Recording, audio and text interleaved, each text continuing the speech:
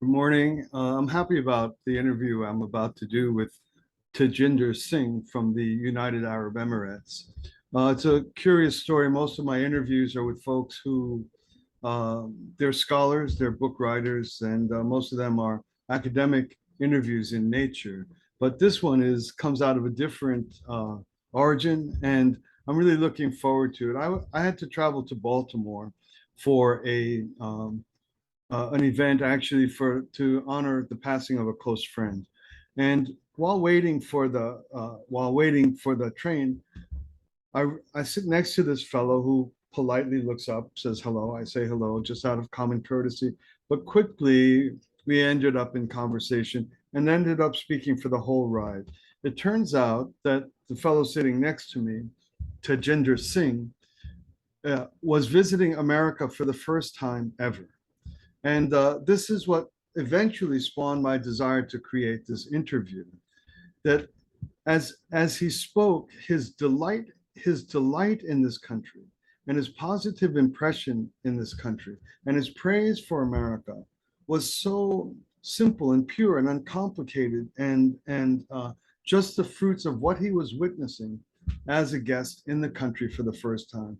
And I thought to myself, it's so rough on Americans now in this internal battle of left and right and arguing about whether or not America's any good when we're likely sitting in the greatest country the world has ever known. And it's a shame that it's constantly undercut and condemned as bad. And so, following my travels with Chajinder, he was going to DC, I was going to Baltimore. We chatted this time, and I asked him, would you be happy to just say what you just said to me for my listeners to hear what it's like, how America feels like for someone coming without the big burden of this constant erosion of our foundations and our desire as Americans to be good people. So let me just say a quick word about who Tejinder is, and then we'll get right into our interview. So he's born in India, and he's a senior project manager and civil engineer. He's worked on massive infrastructure projects, which we'll hear about in the interview. He's worked on the infrastructure at airports. He's worked in Abu Dhabi and Dubai, some of the largest building projects on earth, and he's been centrally involved in this work. And he came for family business and to visit family. And so here's the fruits of our travels and our conversation. And I hope you'll enjoy this little bit of time we have for you to get to listen to what America feels like to someone visiting for the first time. Here we go. Tejinder, good to see you. Welcome to the show. Yeah, good evening. How are you? Very good, very Nice to good. see you. Yeah. Thank you. Yeah, in the introduction, I mentioned a word or two about how we came to meet one another. I really felt it was divine providence. It Yeah, was that's good. Yeah. a curious little corner in the underside of New York City, and then we were off to like Yeah, an in the Penn adventure. Station. Yeah. Yeah, yeah. And so while we were together, we had it was good luck. I mean, on any case, it's good luck to find somebody to make a long ride short. That's even not even the special quality of what we discovered. But so while we were traveling together and we spoke, and I learned it's your first time ever to the United States. Yep. And I came first time. Yeah. yeah, and how rare it is or special it is to have a guest with fresh eyes to see your own country. It's a little bit like I've always enjoyed people if I'm with someone that never saw snow before. You Yep. get to enjoy the excitement through their eyes of something new. Right. And Right. so the settlement project is a movement for patriots. It's for people who love America. And as you know, there's a lot of tensions, a lot of political tensions in the US. And I thought it would be great for our listeners to hear what America looks like to someone that hasn't spent all their life in the political battles and struggles, sometimes better, sometimes worse. So that's what I wanted to chat with you about today. How's Sure, is that? sure. It's my great pleasure that I met you over there. And it was a good experience to travel along with you from Penn Station to Baltimore. And my destination was DC. Yeah, And as you said, that we passed the time like we never thought that it's a 4 hours journey. And the just time passes off like it. anything. Yeah, Yeah, yeah. good. I'm happy to share my experience where I visited like America from New York City to Kentucky, Lexington, and back from Lexington to New York City, and then to DC, and back to DC, and yeah, from DC back to New York. Yeah, Very sure. good. Wonderful. Just before we start on this kind of special treat of your experiences in America, in the United States, I learned from you a couple of truly what was enchanting or adventuresome part of your life in the early days when you were forging your career. If Yeah. you can tell us what you do and where you started, and I think it's a really rich story. Okay. For me, I studied in India, like 2,500 kilometers away from my house. I am from the North India. So I studied in Maharashtra, a city called as Nasik, near to Pune. So after that, I started my own business for the contracting.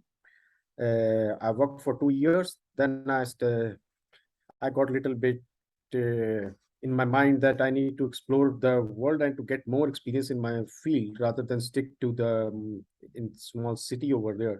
So I came to capital, India capital, New Delhi, and from New Delhi again, I worked for like 1 year, and I started looking to come out of the country due to a lot of issues, like to look for a better quality of life and more money, sure, and to get a vast experience. Since most of the projects, to join a multinational company to get a more experience outside overseas.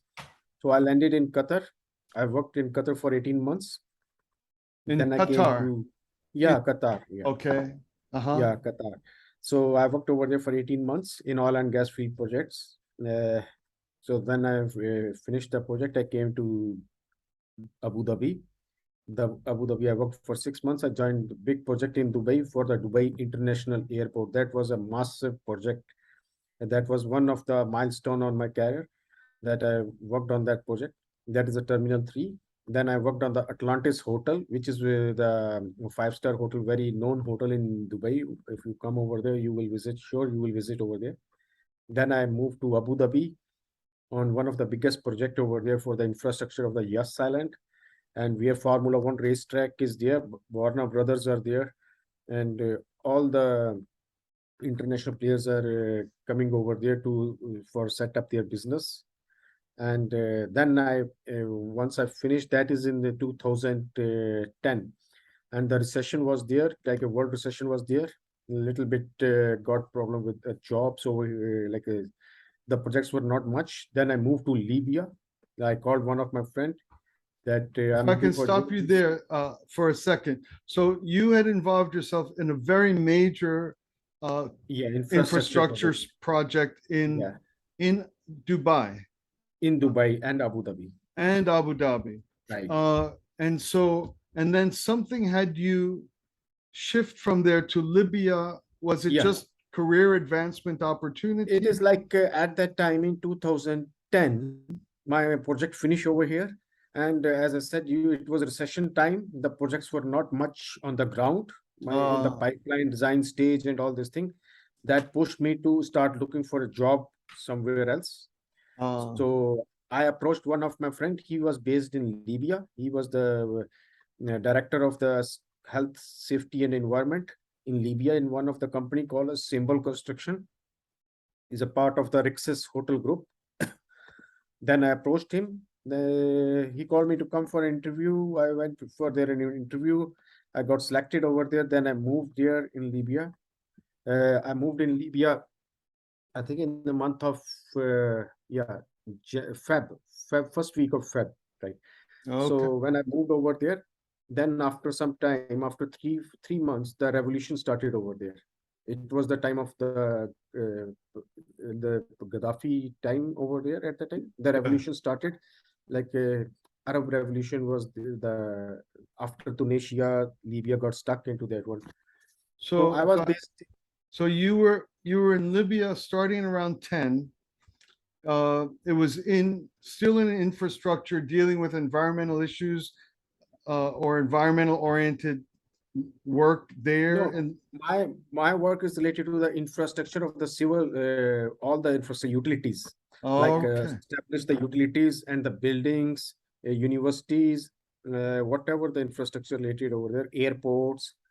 Those are Wow. my Wow. projects. Yeah, yeah. So Wow. I worked on huge major projects where like a manpower from, you can say, from 10,000 to 20,000 people at a time working over there on that type of project. Yeah. Amazing. Amazing. Yeah. And this was which city in Libya? In Libya, these number of people were in Dubai, which I'm talking about. In Libya, we were having like I was based in Benghazi, taking care of the project in Benghazi and Libya itself, Tripoli also.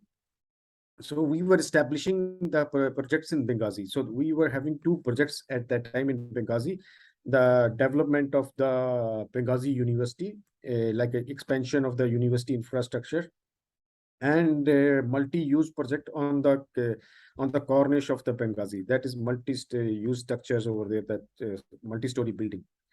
And So then, and then while you're there, the yeah, whole famous Benghazi issue erupts. right. The So when I was U.S. there, yeah, the things have went bad over there after some time, like after 3 months. Yeah, 3 months things started. A revolution started, and I got stuck over there because my company was based in Tripoli and my passport was in Tripoli at that time for visa stamping. And my company staff, they got an opportunity to leave the Benghazi because that was Turkish company, so they left over there, and I got stuck due to like I was not the Turkish national.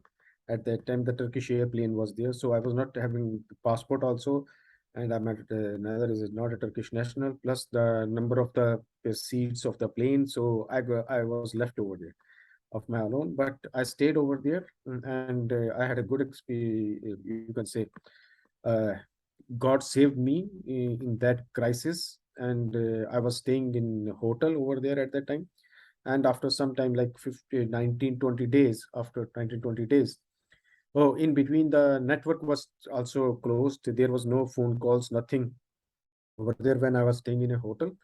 And after that, when network opened my company, the good thing is my company vice president was very good. His name is Gune, Mr. Gune. And he called me. I got contacted with him, and he said that Tejinder, don't worry, I'm trying to arrange something for you to get out from the Benghazi. So as he said, he made it after about 10, 15 days. He made arrangement with the traveling got documents to, because at that time Red Cross and other NGOs starting pulling out the people from the Benghazi, uh, because a lot of oil and gas projects around the Benghazi, and a lot of other nationals like Chinese, Turkish, uh, Germans, and all of those peoples are working over there. And the Red Cross and other NGOs started pulling out the people from the Benghazi. So I also traveled from Benghazi to Marmaris, the port of Turkey. It was like a 14 hours voyage on a big ship, which I have never seen in my life before. It is like a 4, 5 floors ship. About 4, 5 thousand people can accommodate over there. It is a huge ship, and Amazing. I enjoyed the voyage. Then I reached Marmaris, and my company, one of the manager, he was there on the Marmaris port, and with him I traveled like it is a 12-hour journey by the car. We traveled to Istanbul. Yeah. Hmm. I see.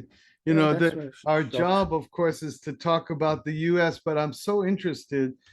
So Yeah, you actually escaped with your life right, with the help of international agencies and your friends and your right. country, and you Yeah. were on a boat with 4 or 5 thousand people between Benghazi and Marmara in Yeah, Turkey. that was only one of the ship I'm talking about, but there were like about 50 to 60,000 people could be there, more than that.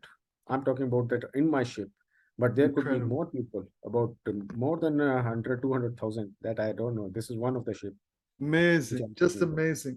And as you must know that the entire Benghazi issue was never properly exposed or revealed. It's always been a matter of controversy. And you were there just when all this was happening, I think. Yeah, Yes? but it is like, uh, do we say the country is very good? I like the country. People are good. And I don't know how the things went bad politically and all those things. And this is the fact. Yeah. Well, that would be a another huge conversation I'd love to have someday. But Yeah, we met under more pleasant circumstances when you were here in the country to visit right. your brother-in-law, your friends and Mhm. relatives, Yeah, yeah, and so so this was your first trip, and you stayed in the U.S. about 2 or 3 weeks or something like that, yeah. and Right. 2 weeks. It was. I landed on 2nd of July, and I left on 16th of July. Yeah. okay, a couple of Yeah. weeks. Yeah. And Okay. when we met, it was right in the middle. Right. Right in the middle. Yeah. You had spent Basically, I met you on 4 13th, right? 13th or 14th, somewhere like maybe that. yeah, Yeah. maybe Yeah. yeah. Yeah. And so you were full of thoughts and ideas and reflections, and that all kind of made me feel so happy in a way. It was like the America I remembered growing up. Uh, and and so some of your observations had to do with the nature of the people, the nature of the culture, the work ethic, the interracialness of us, and of course things that might be a little better. And I just love for, uh, and then so there's kind of two parts of what I'd love to chat with you about. One is that you were in, is it Tennessee, I was in Lexington. Kentucky? Yeah, Kentucky, Lexington. Okay, Yes. on the 4th of July, right? On 4th of July, right? Sure. Yeah, and so we can talk about that because Yeah, yeah, sure, sure, it's sure. a fascinating blend between the issue of the guidance of Guru Gobind Singh and the Yeah, guidance on yeah. the religious Right. identity and protection, and America has something very similar, and that really Yeah, fascinated me. yeah. I like America on We can those talk about principles. that. Yeah, and so the other part of your other half of your thing was a chance to see our nation's capital, how it feels, how it looks, how it impresses itself on visitors and on us American people. So maybe let's start with just some of the things you shared right off the bat as we sat together and spoke about your experiences with American people and its economy, its life, its culture. Okay, let us start with first with the environment. Like, I will start with the environment thing. Beautiful. Uh, I am very much impressed with the way greenery along the roads, along the highways, along the rail corridors, around the wherever you go over there, you find America as a green.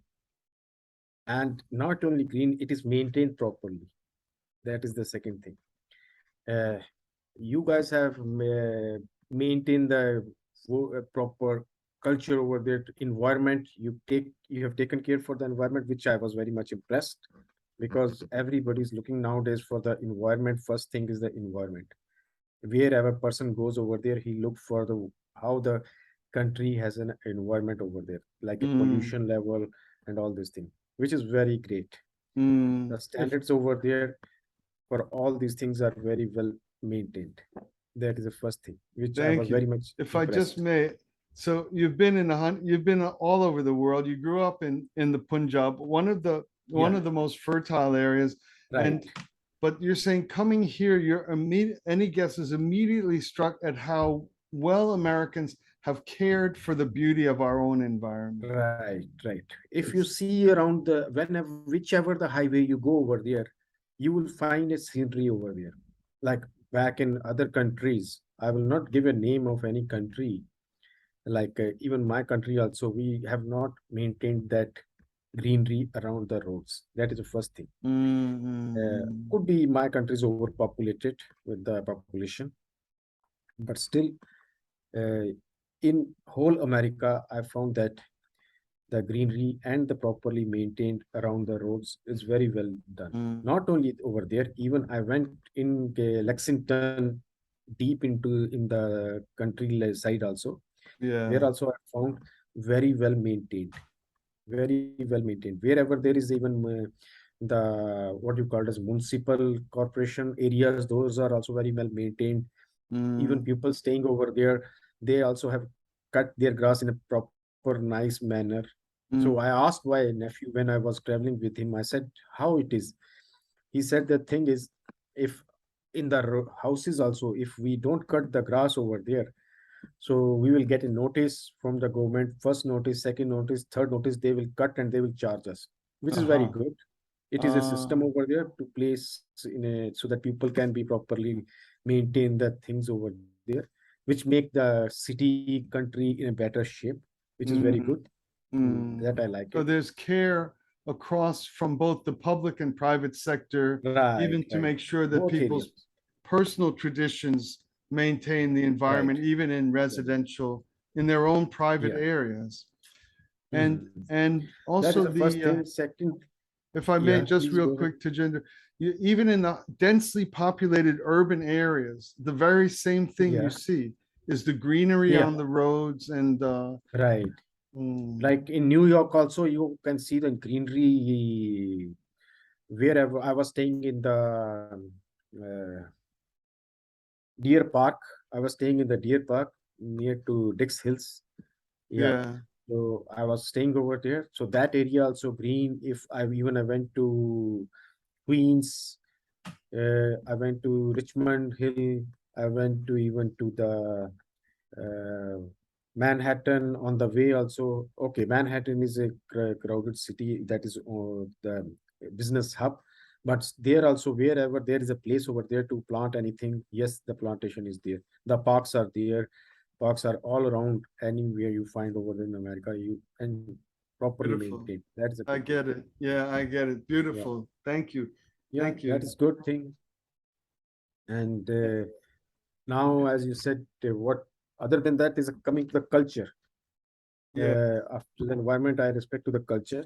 Uh, Americans are very cool people and they are very cooperative, which I have seen over there. Like if you ask someone the way, they will provide you properly way. Even on the railway station also, if I need to ask someone, I need to get a ticket in this way to change the train, they give me proper guidance. Not only the people, or the police also, very helpful, very friendly. Whoever I talk over there, I have not seen a single person giving me like a bad impression.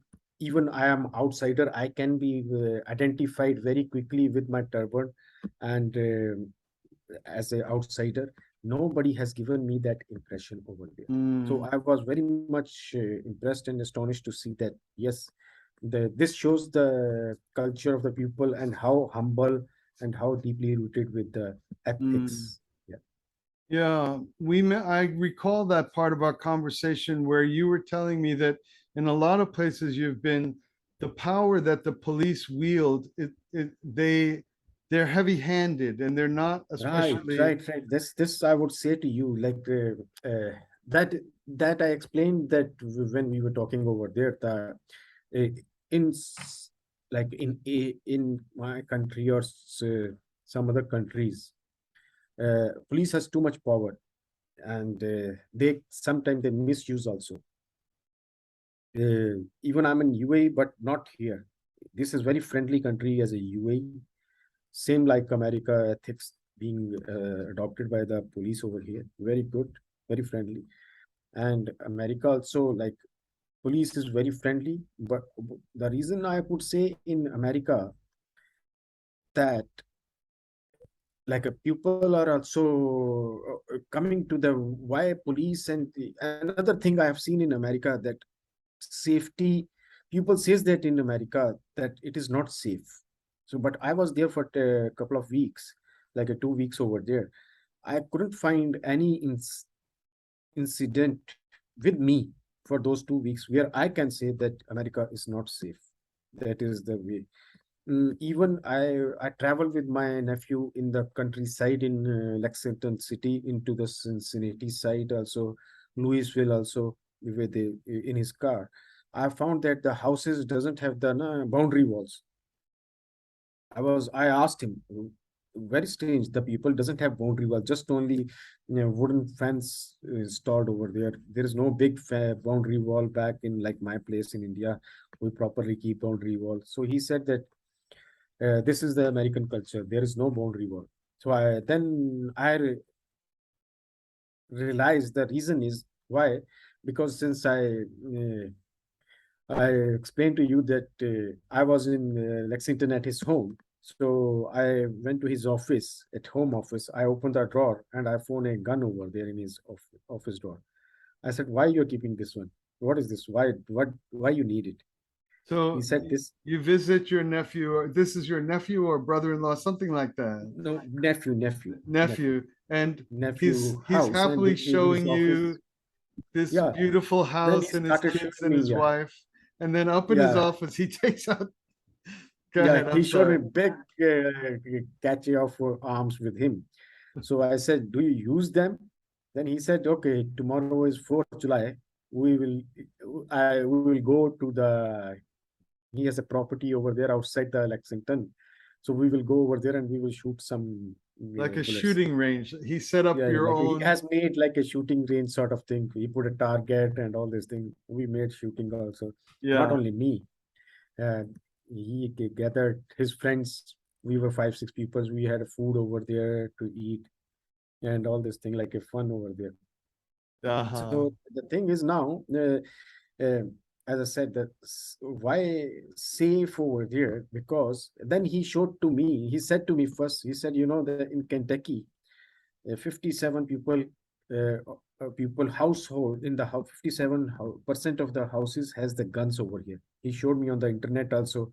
He took it out in his phone and showed me the numbers. I was astonished to see that when he said, so that makes sense why America is safe in that manner. Because if anybody need to enter into any house, he has to think twice. So there Mm, could be weapon inside and person he will shoot me back. mm, So that way, it makes sense that there are no fence like a boundary wall mm, fences over around, and the police also maintain respect to the people, even though they have all the authority and all this thing. So mm. these are the things which are good, I would say. Yeah. If I can interrupt on that. So one simply wanders around a town or village or a residential area.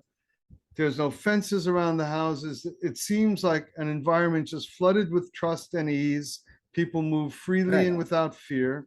And Yeah. the police themselves, despite all their power, they could just do anything to anybody, really. Yeah. But somehow, with with every home having the Yes. capacity to protect themselves, Protect themselves. For every then home has the capacity to it protect themselves. underlies an ease. Yes. Everybody is just cooperative with each other. Right. That's Right. somehow tied to that, which Yeah. is a certain type of people would think it's the opposite. It's more dangerous, No, to and me, yet the it makes a equilibrium in the society. It mm, makes a equilibrium in the society. Like who, like state has the weapons over there. People also has something to support themselves, so that both the state and people can live in a harmony over there, and also to avoid the thefts and all this thing. And not only the people are living in the countryside. I asked him a lot of questions when I was going to with him in the daytime. I said, how people can live over here in the countryside in the night without any fences and all this thing. He said, that's America. So you have not to worry over here. And Mm. even he said most of the people living over here are like aged people, like in Lexington City, in the countryside. He said most of the aged people, but you have nothing to worry over here. This is the how it is. Nobody Mm. can enter over there. Mm. Well, So that makes sense. yeah, it's interesting. We Yeah, may oftentimes we don't think of it that way, but you yeah, describe it as a kind of an equilibrium right. in your experience. Yeah, And what was it? As we spoke, I mentioned to you in my own line of work, I'm very familiar with Sikh traditions right. Yeah, and one of the and then we got to speaking about the guidance of the 10th Guru, Guru Gobind right. Singh, Guru Gobind Singh Ji. I said you that who Guru Gobind Singh Ji said, we also keep weapon, we also keep, Sikhs keep weapon always with them. Like we keep sword with us. This is the weapon of that time. And even our Guruji said, all these weapons are our peers, means they are your prophets. You have to respect them. You must have them. so Right.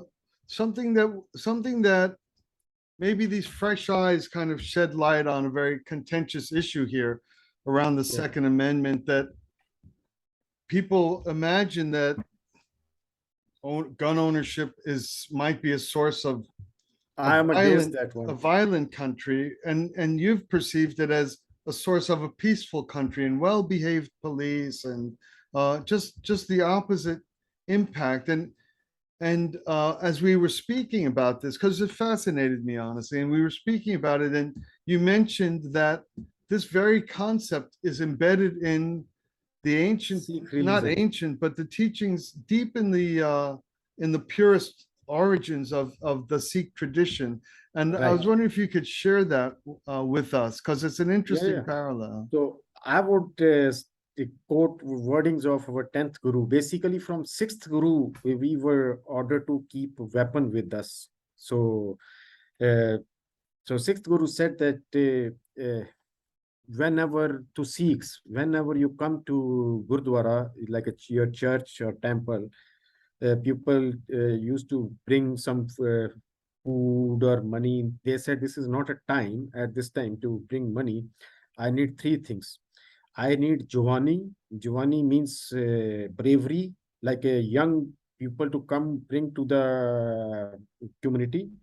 Then weapon, who has the what do you call it as the ability to bring the weapons over here, bring the weapons in the Gurudwara. And third, bring the horses.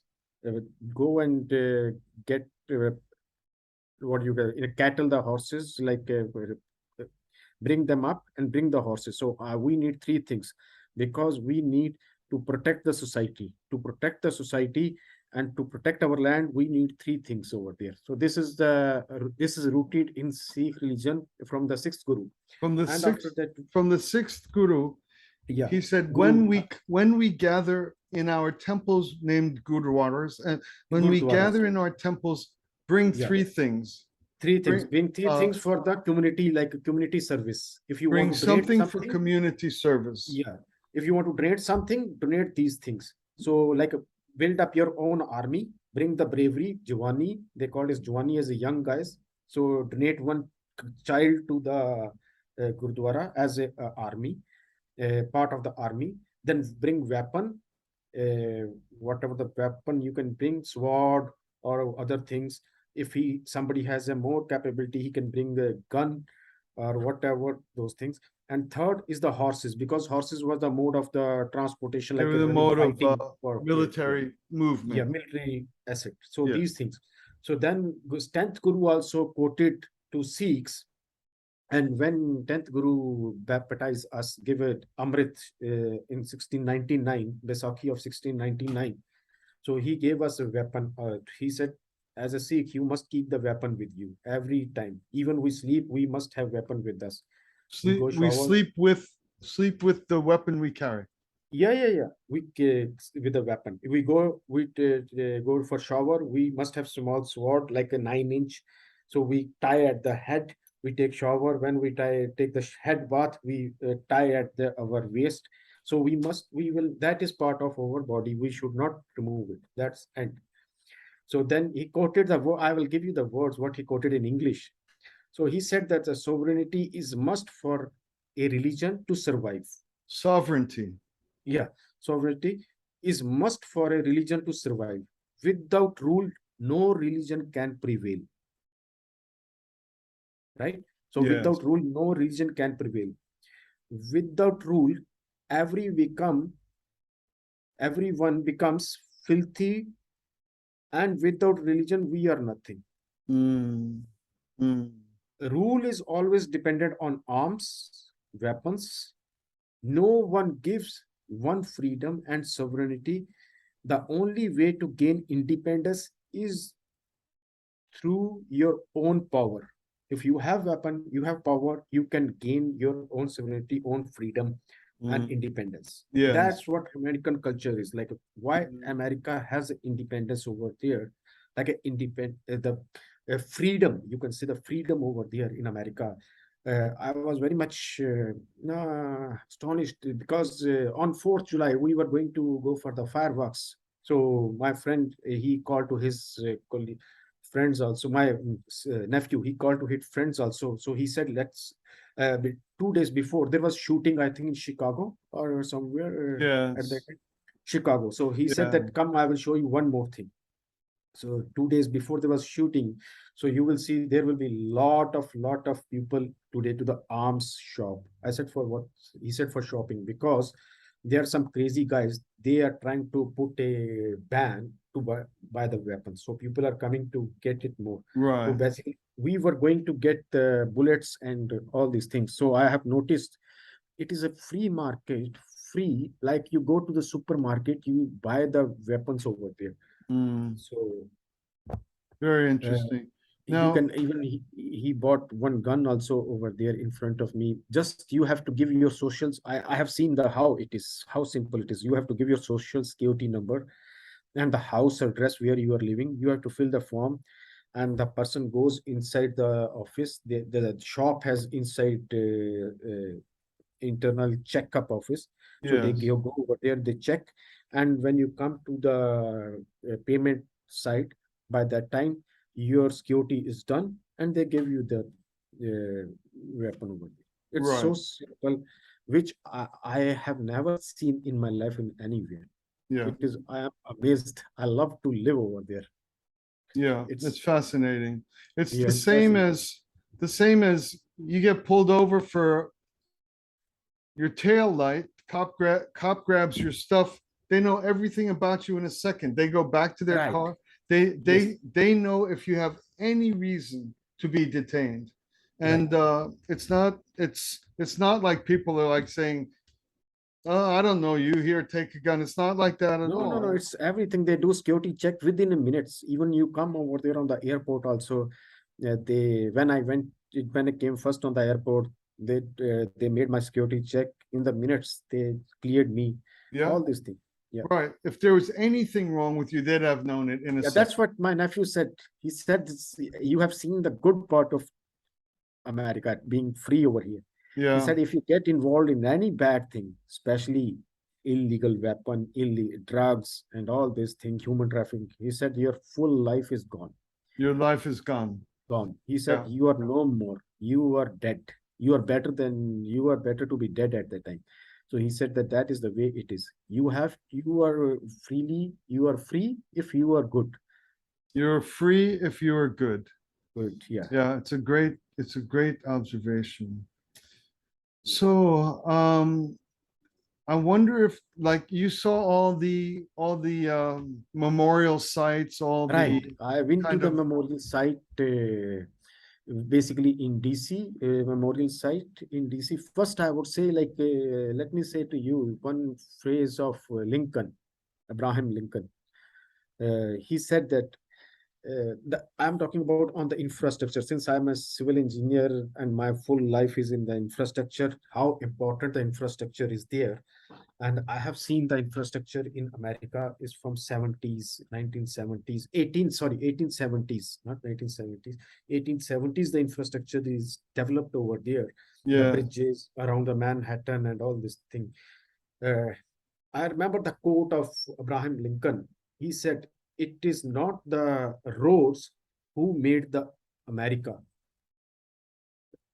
Sorry, it is not the America who made the roads. It is the roads who made America." Yeah, I see. Oh, that's very good. yeah. I like that.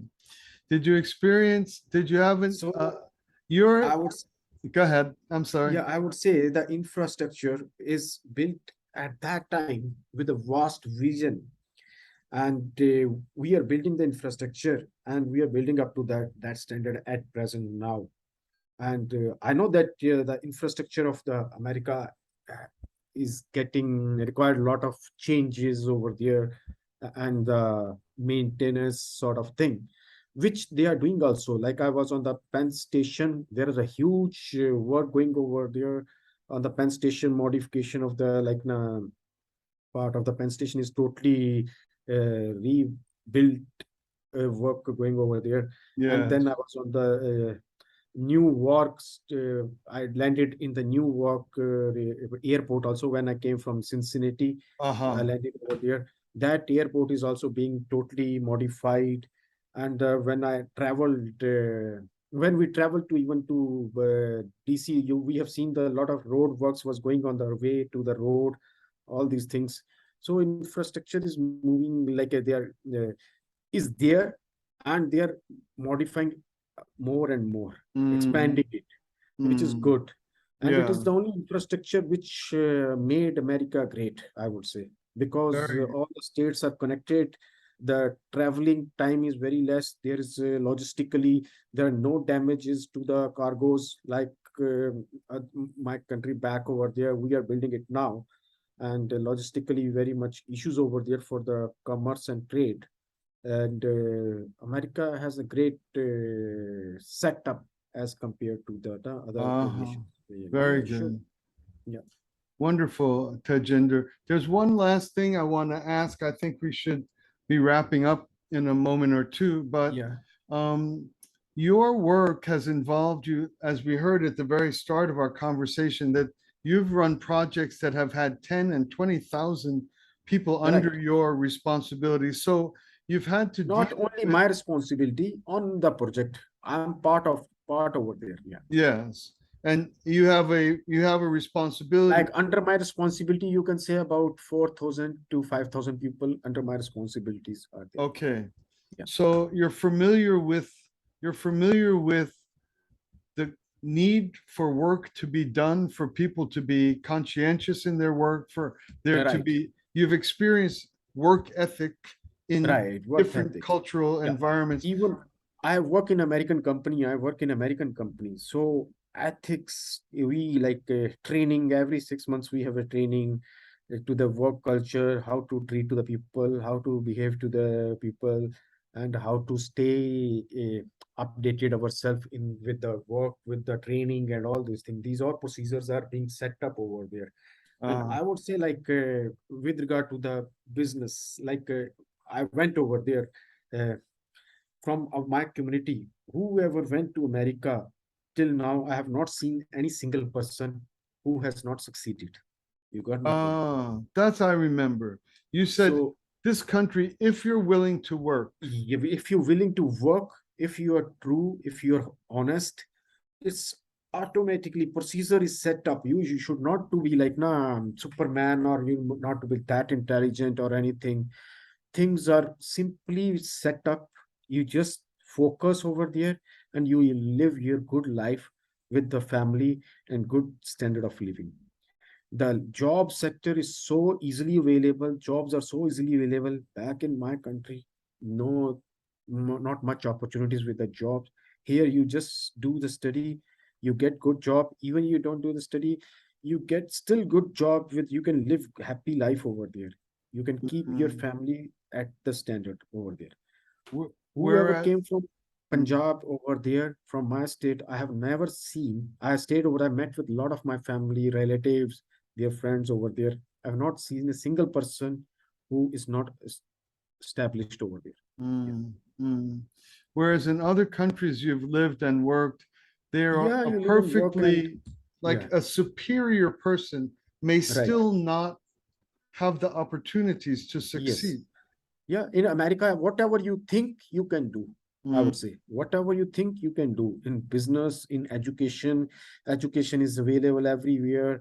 Uh, the cheap education as compared to other nations. Like, first of all, for the kids, education is free of cost, and not in uh, good education back in other country free of cost. And after that, a lot of universities are there. You have a lot of opportunities, a lot of job sector, job, whatever you want to do, you can do in America. mm, It is mm, a free country. mm. You know, I can't think of a better way to end than on this phrase from our new guest to our country, Yeah, Tejinder Singh, to say, in America, whatever you think you can do. can do. It's Yeah, very encouraging for us, and we're very grateful for you giving us some time to tell us what our country looks like on a first visit. yeah, sure. Yeah. And hopefully we'll be back together again to talk about more things. We didn't talk about all your great work in the UAE and the importance of that country and its Yeah, development. it's So very there's nice country. much, You must visit. The country has flourished a lot, and very good people here.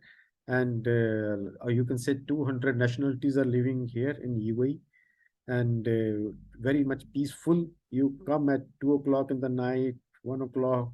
There's no issue in the morning, evening, whatever time you go out. No issue. Safe country. Yeah, nice. yeah, Sounds lovely. We better get yeah. over there and Right. maybe You you must can visit. Yeah. interview us on the opposite way. Right. Very Yeah. good. Thanks so much, Tejinder. Thanks, Frank. See you again. Thanks. See you. Bye bye. Bye.